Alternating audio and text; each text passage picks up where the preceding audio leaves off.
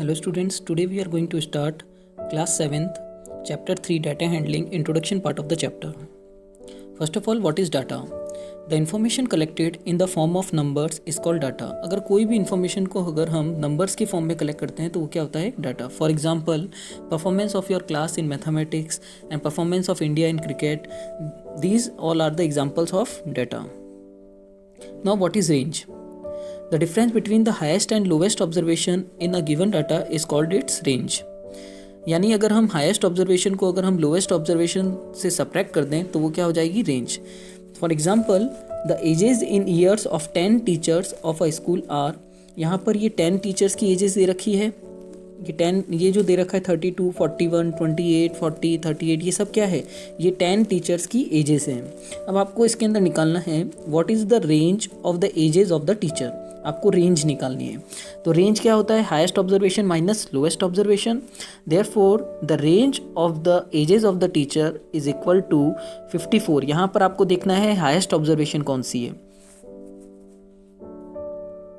That is 54 and lowest observation कौन सी है यहाँ पर, ये देखेंगे यहाँ पर लोएस्ट ऑब्जर्वेशन कौन सी है, that is 23. Therefore 54 minus 23 that is equal to 31 years. Therefore the range of the ages of the teacher is equal to 31 years. Now arithmetic mean. The average or arithmetic mean or simply mean is defined as follows. arithmetic बोलो या फिर average बोलो या फिर simply mean बोलो तो वो सब बात एक ही है आपकी. तो यहाँ पर mean क्या हो सकता है, sum of all the observation upon total number of observation. तो यानी इसको हम एग्जाम्पल से समझते हैं, जो हमने पहले वाला जो एग्जाम्पल किया था उसी से हम इसको रिलेट करेंगे.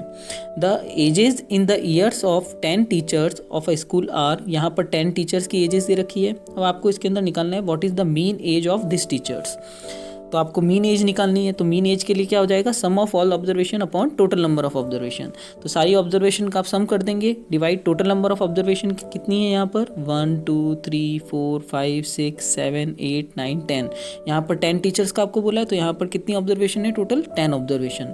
तो यहाँ पर सब ऑब्जर्वेशन का सम कर देंगे, divide by total number of observation that is 10. Therefore 350 by divide by 10 that is equal to 35 years. यहाँ पर ये आप देखेंगे कि ये असेंडिंग ऑर्डर में अरेंज किया हुआ है. तो कोई ज़रूरी नहीं है कि आप इसको असेंडिंग में ऑर्डर में अरेंज करने के बाद में आप ऐड करें. आप इसको डायरेक्ट ऐड करके डिवाइड बाय 10 कर सकते हैं.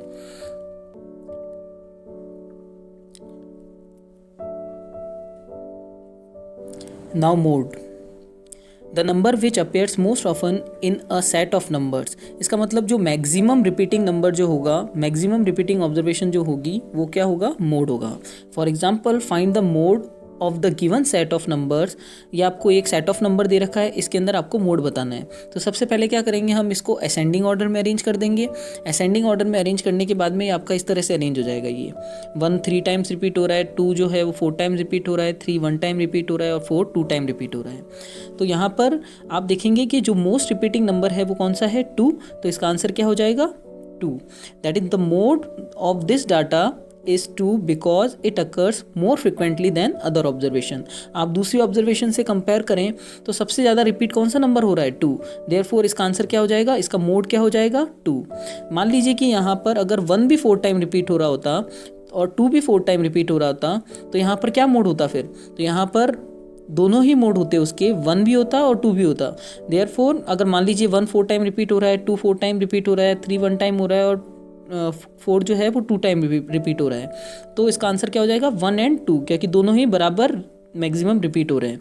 तो इसलिए अब अभी जैसे इस क्वेश्चन में बात करें तो यहाँ पर जो 2 है वो 4 टाइम्स रिपीट हो रहा है. जो मैक्सिमम रिपीटिंग नंबर होगा वो क्या होगा, मोड होगा. तो mode of this data is 2 because it occurs more frequently than other observation. Now median. Median is the middle number in a given sequence of numbers. अगर आपको कोई ऑब्जर्वेशन दे रखी है तो उसका जो मीडियन होगा वो मिडल नंबर होगा. पर आपको ये ध्यान रखना है कि सबसे पहले आप इस ऑब्जर्वेशन को असेंडिंग ऑर्डर में अरेंज करेंगे. अगर आपने इन ऑब्जर्वेशन को असेंडिंग ऑर्डर में अरेंज नहीं किया तो आपका आंसर गलत होगा. तो सबसे पहले we arrange the data in ascending order, we get आप सबसे पहले यहाँ पर देखेंगे छोटा नंबर कौन सा 17, then 18, then 24, then 25, then 35, then 36, then 46। तो यहाँ पर इसको हमने सबसे पहले असेंडिंग ऑर्डर में अरेंज किया। अब हम देखेंगे मिडल ऑब्जर्वेशन। तो यहाँ पर आप देखेंगे कि यहाँ पर मिडल ऑब्जर्वेशन कौन सी है, आगे से 3 हो रहे हैं, पीछे से भी 3 हो रहे हैं, तो मिडल में कौन सा नंबर है 25। The mean is the middle observation, therefore 25 is the median. तो यहाँ पर देखिए आप, ऑब्जर्वेशन जो है वो हमारी ऑड में है, इसलिए हम इजीली यहाँ पर मिडल नंबर बता पा रहे हैं।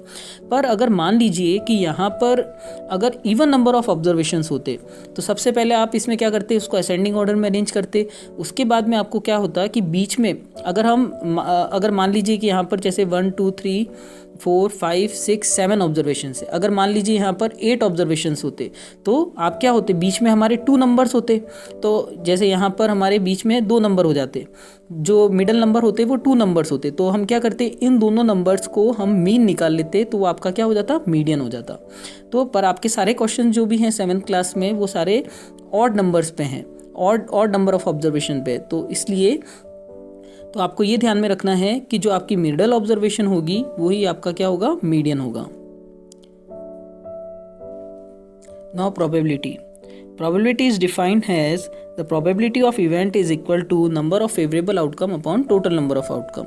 इसको हम एक एग्जाम्पल से समझते हैं। A coin is tossed, find the probability of getting a head और टेल। आपको अगर मान लीजिए हमने एक कॉइन को टॉस किया है तो उसकी हेड आने की या टेल आने की प्रोबेबिलिटी क्या है वो आपको निकालना है।